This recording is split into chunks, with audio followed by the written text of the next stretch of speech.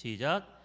사랑하는 자들아, 우리가 일반으로 받은 구원에 관하여 내가 너에게 편지하려는 생각이 간절하던 차에 성도에게 단번에 주신 믿음의 도를 위하여 힘써 싸우라는 편지로 너희를 권하여야 할 필요를 느꼈노니. 오늘 과기원 점심 모임 때 식당에서 밥을 기다리고 있었는데 모르는 번호로 전화가 왔습니다. 062로 시작하는 번호로 전화가 와서 받으니 농협 임동지점이라고 했어요. 우리 교회의 입출금에 관련된 문제로 상의할 것이 있다고 했습니다. 이 전화를 받는 순간 가장 먼저 드는 생각이 무엇이었을까요? 어우, 잘하시네.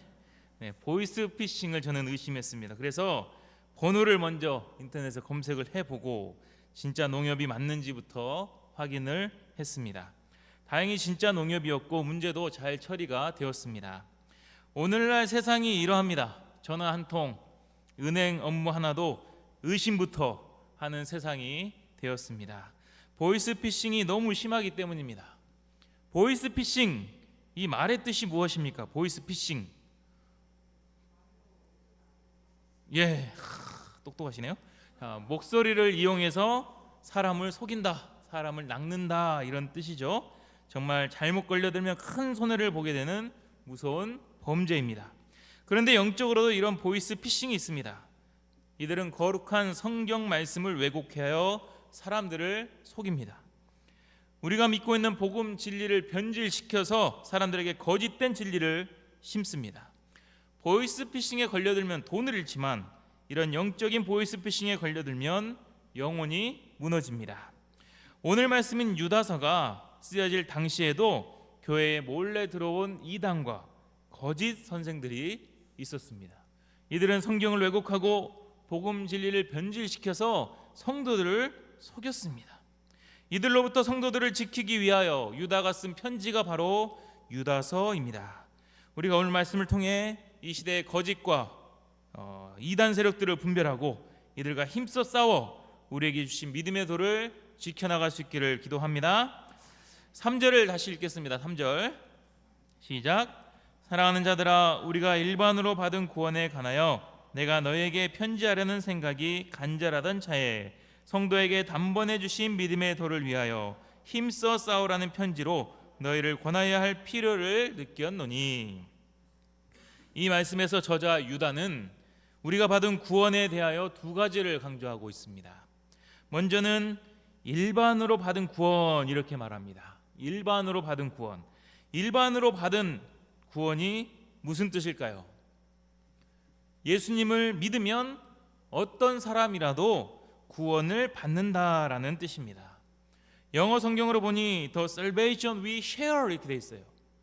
우리가 함께 나누는 구원, 우리가 함께 나누는 구원, 이게 구원의 특징이다라고 강조하는 것입니다. 구원은 특정인에게 제한되어 있는 것이 아닙니다. 차별을 두고 있지도 않습니다. 커피 쿠폰 찍듯이 쿠폰을 완성해 주는 것도 아니고 마일리지를 적립하여 어느 정도 적립을 해야 허락되는 것도 아닙니다. 오직 믿음으로 모두에게 주어지는 것입니다. 지난 주일에 들었던 로마서 10장 말씀에서도 이렇게 설명하고 있지 않습니까? 같이 한번 읽어볼까요? 시작. 사람이 마음으로 믿어 의에 이르고 입으로 시인하여 구원에 이르느니라. 성경에 이르되 누구든지 그를 믿는 자는 부끄러움을 당하지 아니하리라 하니 유대인이나 헬라인이나 차별이 없음이라. 누구든지 믿으면 구원을 받습니다. 유대인이나 헬라인이나 차별도 없습니다. 이게 일반으로 받게 된 구원입니다. 또 하나 강조하고 있는 것은 단번에 주신 믿음의 도입니다. 믿음의 도는 우리에게 주어진 구원의 복음입니다. 이 구원이 어떻게 이루어졌습니까? 단번에 이루어졌습니다. Once for all. 예수님께서 단 한 번의 십자가로 모든 구원을 완성하셨습니다. 히브리서 10장 10절입니다. 예수 그리스도의 몸을 단번에 들이심으로 말미암아 우리가 거룩함을 얻어노라. 예수님께서 십자가에서 죽으심으로 단번에 모든 죄 문제가 해결되었습니다. 다른 것을 부과할 필요가 없습니다. 무언가를 채우지 않아도 됩니다. 예수님께서 단번에 완성하셨기 때문입니다. 그렇기 때문에 이것은 변하지 않는 진리입니다. 우리가 받은 구원의 인증서는 오직 예수님의 보혈밖에 없습니다. 다른 걸로 도장시키면 절대 효력이 없어요. 오직 예수님의 보혈로 찍힌 직임만 우리를 구원으로 인도하는 것입니다.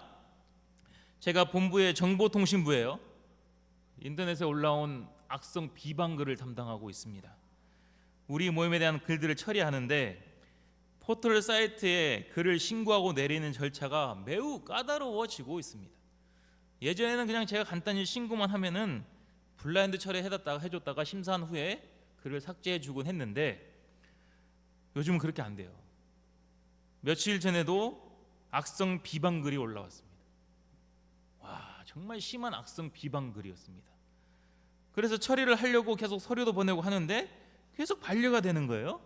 그래서 반려되는 사유를 봤더니 오직 대표자의 직인과 사인만 된다는 것이었습니다. 이젠 제 이름으로 도장과 이름을 찍어도 안 돼요. 사유, 공식 인증으로 효력이 없다 이렇게 적혀 있습니다. 저는 아무 효력이 없는 인간이에요. 오직 한국 대표 목자님의 도장을 찍어야지 공식 인증이 되었습니다. 대표 목자님 바로 옆에 계시니까 얼마나 다행인지 몰랐습니다. 멀리 계셨으면 도장 받으려고 매번 가야 되잖아요. 얼마나 감사합니까? 이처럼 하나님께서는 오직 예수 그리스도를 통해서 우리에게 영원히 보증된 구원을 주셨습니다. 여기에 다른 어떤 것도 개입할 수가 없습니다. 다른 누구의 도장도 아무런 효력이 없습니다. 오직 예수님만이 우리에게 단번에 구원을 주셨습니다. 그런데 이렇게 귀한 구원의 진리를 흔드는 자들이 있었습니다. 4절을 읽겠습니다. 4절 시작. 이는 가만히 들어온 사람 몇이 있음이라. 그들은 옛적부터 이 판결을 받기로 미리 기록된 자니 경건하지 아니하여 우리 하나님의 은혜를 도리어 방탕한 것으로 바꾸고 홀로 하나이신 주제 곧 우리 주 예수 그리스도를 부인하는 자니라. 당시 교회에 가만히 들어온 자들이 있었습니다. 이들은 교회에 몰래 침투한 거짓 선생들이었습니다. 겉으로는 함께 신앙생활을 하고 예수님을 믿는 것처럼 보였지만 이들은 경건하지 못한 자들, 심판이 예비된 자들이었습니다. 이들은 아주 교묘하게 구원의 진리를 왜곡했습니다. 앞에서 말한 구원의 특징, 일반으로 받은 구원, 이것을 왜곡해서 특별한 자들만 받는 구원으로 바꿨습니다. 당시의 영지주의자와 율법주의자들이 그러했습니다.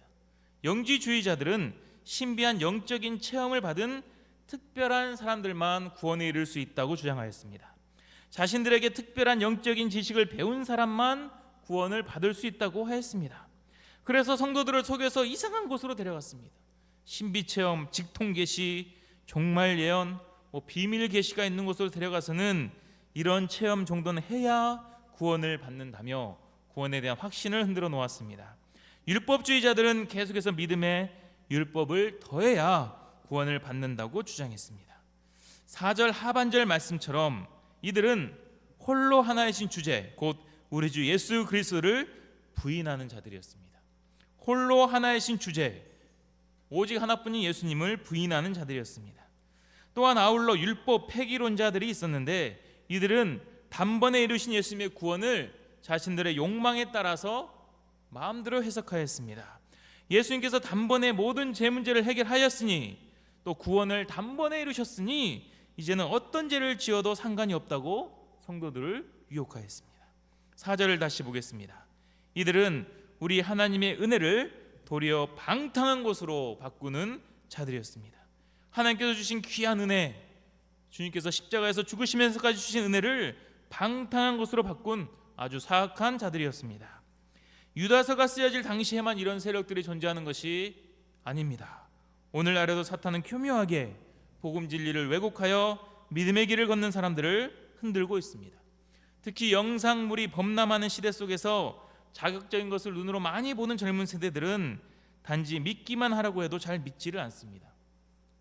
눈으로 보고 확인해야 믿는 세상이 되었습니다. 영지주의자들의 주장처럼 신비한 것, 뭔가 자극적인 것, 무언가 특별한 것을 봐야지 믿음을 가질 수 있다고 말합니다.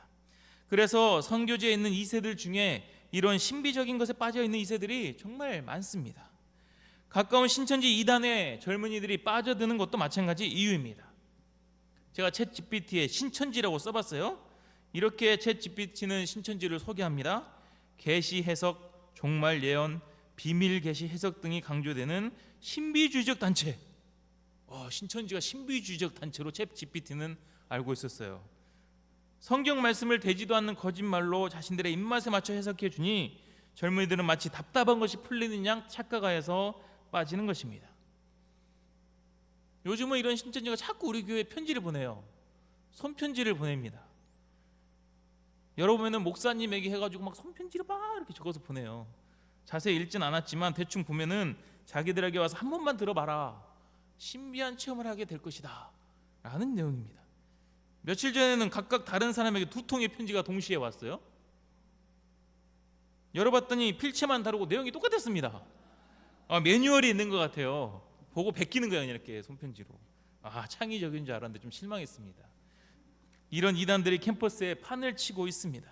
젊은이들을 이런 자극적인 것, 신비적인 것을 쫓고 있습니다. 우리에게 더 무서운 것은 단번에 주신 이 믿음의 도가 흔들리는 것입니다. 은혜가 방탕한 것으로 바뀌는 것이 가장 무서운 것입니다. 복음의 절대성을 무너뜨리고 상대주의, 인본주의, 육신주의 가치관이 가만히 교회에 들어가서 우리를 향해 속삭입니다. 바쁘면 예배 빠질 수도 있지. 예배 몇 번 빠진다고 구원이 취소되니? 이렇게 막 속삭여요.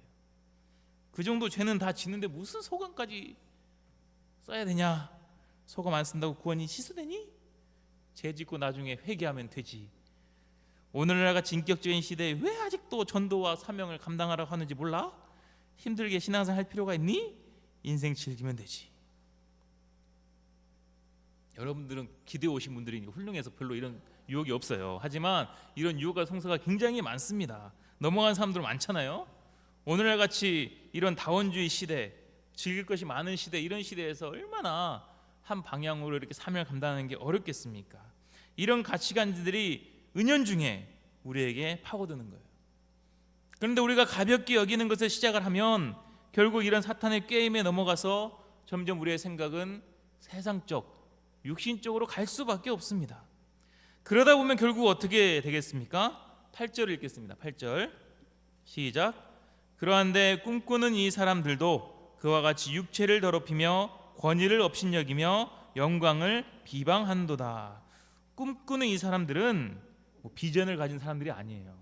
육체를 따라 사는 자들입니다. 거짓 선생 사탄의 게임에 넘어가면 결국 육체를 따라 살게 되는 것입니다. 모든 생각이 나의 육신의 만족을 주는 것으로 갈 수밖에 없기 때문입니다. 그러면 영적인 권위를 업신여깁니다. 하나님이 세워진 질서를 무시해버립니다. 영광을 비방합니다. 하나님께서 복음을 통해 이루신 놀라운 역사를 비방하고 다닙니다. 10절도 읽겠습니다. 10절 시작. 이 사람들은 무엇이든지 그 알지 못하는 것을 비방하는도다. 또 그들은 이성 없는 짐승같이 본능으로 아는 그것으로 멸망하느니라. 이 말씀을 세 번역으로 봤더니 이렇게 풀어져 있었습니다. 이 사람들은 무엇이든지 자기들이 깨닫지 못하는 것은 욕합니다. 그들은 이성이 없는 짐승들처럼 본능으로 아는 것, 바로 그 일로 멸망합니다. 자기들이 깨닫지 못해놓고는 욕부터 하는 거예요. 자기들이 하나님의 구원 진리 복음의 능력을 깨닫지 못해놓고는 모임에 대해 먼저 비방하고 욕을 하는 것입니다. 앞에서 언급한 악성 글도 이런 쪽으로 작성이 되어 있는 거예요. 딱 읽어보니까 2세예요. 2세가 센터 나가서 글을 쓴 거 엄청 길게 썼습니다. 읽으면 힘들어져요. 저만 읽고 지우는 겁니다. 엄청 심하게 썼어. 우리 모임 막 폐쇄적이다, 폭력적이다, 뭐 답이 없다, 비인격적이다, 막 온갖 막 모임으로 묘사를 해서 누가 읽으면은 범죄 집단처럼 보일 정도로 그렇게 묘사를 했어요. 제가 읽고 얼마나 화가 났는지 모릅니다. 결국 이런 쪽으로 흘러가게 되는 것입니다. 그러므로 우리가 어떻게 하라고 유다가 권면하는 것입니까? 다시 3절을 읽겠습니다. 시작. 사랑하는 자들아, 우리가 일반으로 받은 구원에 관하여 내가 너에게 편지하려는 생각이 간절하던 차에 성도에게 단번에 주신 믿음의 도를 위하여 힘써 싸우라는 편지로 너희를 권하여야 할 필요를 느꼈노니. 믿음의 도를 위하여 힘써 싸우라. 우리는 힘써 싸워야 합니다. 무엇을 위해 싸우라고 합니까? 믿음의 도를 위해 힘써 싸우라고 합니다. 우리에게 주신 구원의 은혜, 우리를 살리신 그 복음, 나를 변화시키고 또 캠퍼스 목자로 살게 하신 그 복음을 위해서 우리는 힘써 싸워야 합니다. 이 복음 진리를 무너지게 하는 요소들과 싸우라는 것입니다. 예수님 외에 다른 것들이 나의 중심이 된다면 싸워야 합니다. 죄의 소욕과 싸워야 하고 적당주의와 싸워야 합니다. 안일과 싸워야 하고 상대주의, 인본주의와 싸워야 합니다. 싸우지 않으면 나도 모르는 사이에 사탄의 밥이 되는 것입니다. 공격을 했는데 싸우지도 않는다면 얼마나 만만하게 보겠습니까? 세상에서 제일 쉬운 적은 싸울 의지가 없는 적이 가장 쉬운 적입니다. 그런데 눈에 불을 켜고 그냥 발악하며 덤비면 어떻게 될까요? 아무리 내가 약해도 막 눈에 불을 켜고 덤비면은 만만하게 보지 못합니다. 쉽지 않은 상대가 되는 거예요. 제가 학생 때 탁구를 참 많이 쳤죠. 전승기 목재고 주로 쳤는데 거의 다 졌습니다. 거의 이겨본 적이 없어요. 그런데 어느 날은 내가 오기가 생겼습니다. 한 세트라도 꼭 이기고 싶었어요. 무조건 한 세트는 이기고 싶다. 막 쳤는데 계속 졌습니다. 계속 치자고 했어요. 계속 치자. 체력이 다 소진되고 막 녹초가 됐어요. 그래도 나는 한 판 더 외쳤습니다. 그랬더니 승기 목자 뭐라는지 아십니까? 그냥 내가 졌다고 할게 이렇게 했어요. 얼마나 통쾌한지 몰라요. 처음으로 이긴 것입니다. 실력으로 이기진 않았지만 그래도 이겼잖아요. 끝까지 덤비고 하자고 하면 이깁니다. 이렇게 힘써 싸우면 상대도 지치지 않겠습니까? 이렇게 힘써 싸우라는 것입니다. 싸우기 싫어하는 것이 문제입니다. 그냥 좋은 것이 좋은 거지 하고 넘어가다 보면 결국 진짜 넘어지게 됩니다. 우리는 우리에게 주신 구원의 은혜가 얼마나 크고 위대한 것인지 이미 알고 있습니다. 그 은혜를 생각할 때 우리가 쉽게 넘어지면 되겠습니까? 힘써 싸울 수 있기를 기도합니다. 우리가 힘을 내어 싸우고자 하면 하나님도 보고만 계시지 않습니다. 우리에게 승리를 주십니다. 지난 목요일 양식 말씀이 정말 은혜가 되었습니다. 역대상 19장 13절 같이 한번 읽어볼까요? 시작. 너는 힘을 내라. 우리가 우리 백성과 우리 하나님의 성읍들을 위하여 힘을 내자. 여호와께서 선히 여기시는 대로 행하시기를 원하노라. 하나님이 우리에게 싸우라고 하면서 하시는 말씀이에요. 너는 힘을 내라. 우리 양들과 동역자들과 너의 자녀들을 위하여 힘을 내라. 힘을 내면 여호와께서 선하게 역사하신다. 우리 모두 힘을 냅시다. 금요기도 시간이 되면 다들 지쳐 있어요. 어쩔 수 없죠. 일주일 동안 얼마나 고생을 했습니까? 그래도 힘을 냅시다. 별로 힘을 안 내시네. 힘을 내어서 거짓 선생들, 악한 마귀의 세력들과 싸워 승리를 체험할 수 있기를 기도합니다. 그러면 우리가 어떻게 힘써서 싸울 수가 있겠습니까? 20절과 21절 같이 읽겠습니다. 시작.